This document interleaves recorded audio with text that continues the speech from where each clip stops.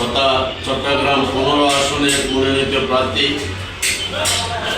আমাদের অত্যন্ত আস্থাভাজন দেশনেত্রী বেগম খালেদা জিয়ার আস্থাভাজন ছিলেন এবং আমাদের চেয়ারম্যান জনাব তারেক রহমানের আস্থাভাজন জনাব নাজমুল মুস্তফা আমিনের সমর্থনে এই 3 নম্বর ওয়ার্ড কিন্তু আমার নিজের একটা কি অধিকার আছে,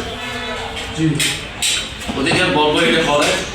এই অধিকার নিয়ে আমি আজকে আপনাদের সামনে দাঁড়িয়েছি। সম্মানিত সভাপতি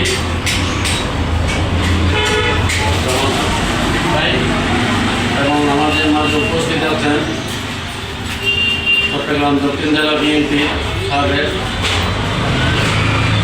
সিনিয়র সদস্য এবং সাতকানিয়া উপজেলা বিএনপি সাবেক সাধারণ সম্পাদক জনাব কবির ভাই।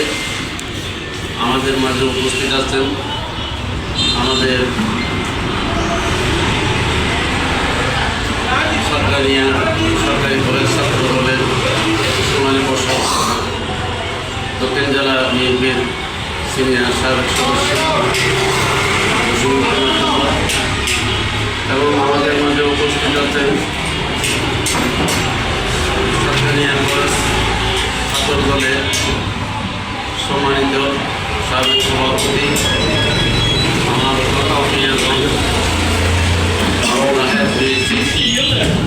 এবং সাবেক কাউন্সিলর এবং আমাদের মাঝে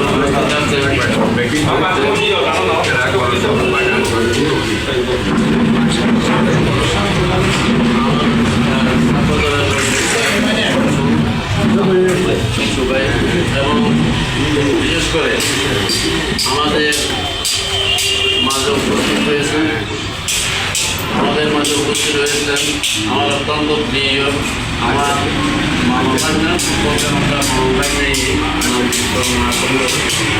আর বিশেষ করে এখানে আজকে সবসময় যিনি অত্যন্ত সুন্দর একটি উপস্থাপনা দিচ্ছেন আমাদের দক্ষিণ জেলা বিএনপি দক্ষিণ জেলা যুবদলের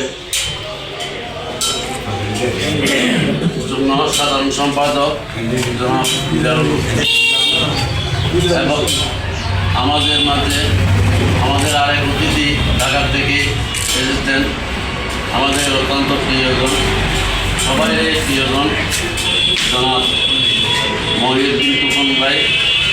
আর এখানে বিশেষ করে আপনারা এই 3 নম্বর ওয়ার্ডের যারা উপস্থিতি হয়েছেন আমি সবার প্রতি আমার শ্রদ্ধা এবং সালাম গ্রহণ করবেন। আসসালামু আলাইকুম রহমতুল্লাহি ওয়া বারাকাতুহু। সম্মানিত উপস্থিতি, এই যে প্রথমে একটা কথা বললাম না, আমার অধিকার আছে 3 নম্বর ওয়ার্ড সতীপাড়ায়।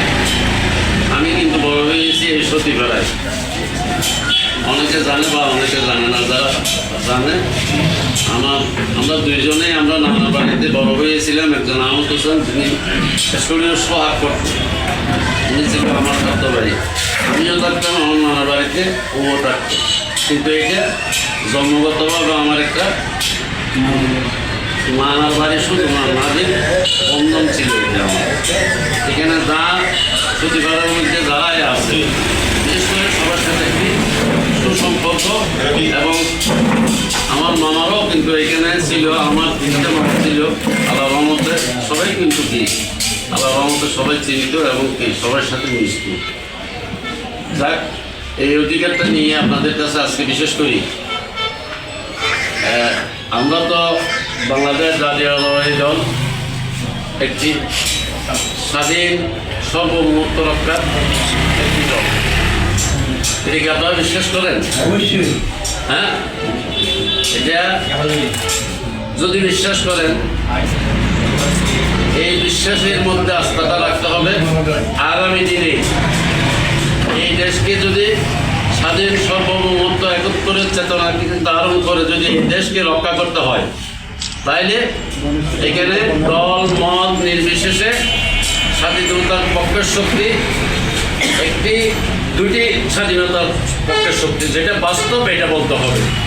কিন্তু একটি আপাততে এই সরকারের মাধ্যমে যেহেতু একটি সমস্যা হয়ে গেছে বা ইনশাল্লাহ পুনরায় উত্তর না হবে এরকম না, কিন্তু আমরা আপনাদের কাছে বিশেষভাবে দাবি জানাবো, যেহেতু বাংলাদেশ জাতীয়তাবাদী দল একটি স্বাধীনতা সার্বভৌমত্ব রক্ষার একটি দল, এই দলকে আপনাদের থেকে এই সতীবেলায় সর্বস্তরের মা বোনকে নিয়ে, সর্বস্তরের জনগণকে নিয়ে আপনারা প্রতিটা বলিয়ে বলিয়ে দিয়ে বোঝাতে হবে।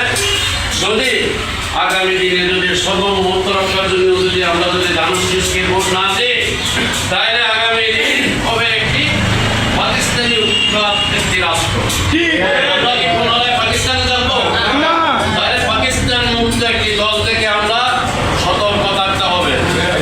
যারা এই দেশকে একটি পাকিস্তানের রাষ্ট্র বানাতে চাচ্ছে আজকে 14 বছর পরও, তাদের এই আশাকে আমাদের ভোটের মাধ্যমে মেন্ডেটের মাধ্যমে দুঃসাৎ করে দিতে হবে। স্বাধীনতার পক্ষে শক্তিকে আপনারা প্রত্যেকে মা বোনকে নিয়ে বোঝাতে হবে। আমরা যদি ধানুশীষকে এবারে ভোট না দিই কোনো কারণে, তাইলে কি 71-এর চেতনা, স্বাধীনতার চেতনা, 71-এর মুক্তিযুদ্ধ সর্বকিছু বিলীন হয়ে যাবে। এটা আপনাদেরকে আমি কথা দিলাম। যদি এই অবস্থা যদি বুঝতে না পারেন, আগামী ভবিষ্যৎ আমাদের কিন্তু অন্ধকার।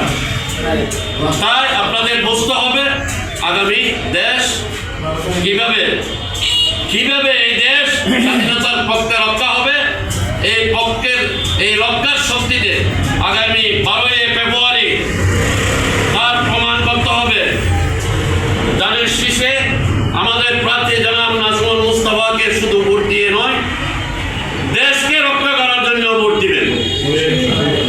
এটা আপনাদের কাছে আমার এই এলাকার নাতি হিসাবে, বাগ্নে হিসাবে, এই এলাকার ছেলে হিসাবে আমি কিন্তু আপনাদের কাছে আবদার করছি, এবং শুধু আবদার না, নীতিগতভাবে আপনাদের দরকার প্রয়োজন আছে। এই প্রয়োজন আপনারা যদি কোনো কারণে মিস করেন, আমি মনে করি এই আলিয়া মাদ্রাসা সেন্টার, আমি যদি বলিয়া পাড়ার হয়েও থাকি, এই আলিয়া মাদ্রাসা সেন্টার আমি ওইখান থেকে তাড়াতাড়ি এখানে চলে আসতাম। আমার বন্ধু বান্ধব সমবয়সী যারা ছিল সব কিছু কি এই আলিয়া মাদ্রাসা সেন্টার নিয়ে আমরা সবসময় মজা করতাম। হ্যাঁ, তাই সবাইকে বলবো, বিনয়ের সাথে অনুরোধ করবো, আপনারা প্রতিটা গলিয়ে গলিয়ে গিয়ে আমাদের যেতে বললো আমরা যাব। আমাদের যারা বিএনপি, শুধু আমি বিএনপিকে মেনশন করে বলছি না, এখানে আপনারা বুঝতে পারছেন আমি কিভাবে জিনিসটা আপনাদেরকে বোঝাতে চাচ্ছি। এইভাবেই কি সম্মিলিতভাবে প্রতিটা গলিয়ে গলিয়ে গিয়ে মা বোনদেরকে বোঝাবেন এবং সর্বস্তরে জনগণকে বুঝিয়ে আগামী 12 তারিখ যেন ধানুশীষের পক্ষে রায় দিয়ে এই দেশকে একটি গণতন্ত্র বাংলাদেশ যেন প্রতিষ্ঠিত হয়, পুনরায় পাকিস্তান প্রতিষ্ঠিত না হওয়ার জন্য। তাই আমি মনে করি এখন অনেক সময় হয়েছে, অনেক কথা ছিল কিন্তু আপনাদের সামনে, তো তাই সর্বোপরি যারা ইসলামের নামে বিভিন্ন ধরনের যেই ব্যস্ত বেচা কিনা করছে, এগুলোর থেকে সাবধান হওয়ার জন্য মা বোনদেরকে বলবেন অবশ্যই। আমার ইবাদত, আমার জীবনের কর্ম, রব্বুল আলামিন আমাকে যেগুলো নির্দেশ দিয়েছে, আল্লাহ নবীর সুন্নাহ মতে যেগুলো চলার জন্য আদেশ দিয়েছে, এগুলো ছাড়া কি কেউ ব্যস্ত যেতে পারবে? তো তারা কিভাবে ব্যস্ত থাকে? তারা মানুষকে ধোঁকা দেওয়ার জন্য অনেক মা বোনেরা সাদা শীতে আছে, আপনার আইডি কার্ডটা নিয়ে যায়, কিছু মনে করবেন না, কিন্তু বোঝাতে হবে এই আইডি কার্ড একটি আমাদের জাতীয় নাগরিক একটি আমানত কার্ড। এটা শুধু ভোটার কার্ড বললে হবে না, এটা দিয়ে যদি এই ভোটার নম্বরটা যদি ইংল্যান্ডে মারে, ওইখান থেকে আমার নাম সব কিছু বেরিয়ে গেল। ওইরকম একটা গুরুত্বপূর্ণ একটা জিনিস, জামাতের কিছু নামদারি কিছু ইসলামের দোহাই দিয়ে বিভিন্ন তালিমের নাম দিয়ে ভোটার নম্বর আর বিকাশ নম্বর নিয়ে মা বোনদেরকে ঢোকা দিচ্ছে। এগুলোর থেকে মা বোনকে সাবধান করবেন, এবং শুধু সাবধান করবেন না, মনে করেন এই রিজওয়ানের একটা লোন নিবে কোনো একটা ব্যাংক, এনজিও, যে কোনো সংস্থা, তাইলে ও যদি কিনে তাইলে একটা গ্রান্টের লাগবে না? তো মা বোনদের একটা একজনের ওই গ্রান্টেড কার্ডটার ওই যে আইডি কার্ডটা কোভিডের গ্রান্টেড কার্ড বানিয়েছে উনি উত্তোলন করবে টাকাগুলি, উনি তো আজ জানে না। 5 বছর পর, 7 বছর পর, 10 বছর পর উনি কি এমন একটা বিপদে পড়বে যে বিপদ কি উনি কোর্টের মামলা ছাড়া, কোর্টে যাওয়া ছাড়া কোনো উপায় থাকবে না।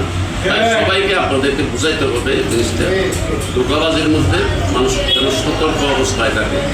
তাই সবাইকে আবারও, বিশেষ করে আপনারা এখানে উপস্থিতি হয়েছেন, সবাইকে বলবো আগামী 12 তারিখ দানের শীষে একটি ভোট দিয়ে স্বাধীনতার পক্ষের শক্তিকে আপনারা নির্ধারণ করবেন এবং সাথে সাথে উন্নয়নের ধারাবাহিককে যেমন মুস্তাফা যদি এখানে যদি আমাদের প্রতিনিধি হিসাবে দানের শীষের প্রার্থী সংসদের এই আসনের জয়কে চট্টগ্রাম বলুন, তাই আমরা বিএনপির হাইকমান্ডকে একটা কি এই অপসারণ থেকে মুক্ত করে একটা কি দিলাম, একটি স্বাধীনতার পক্ষে শক্তিকে একটি সংসদীয় আসন উপহার দিলাম।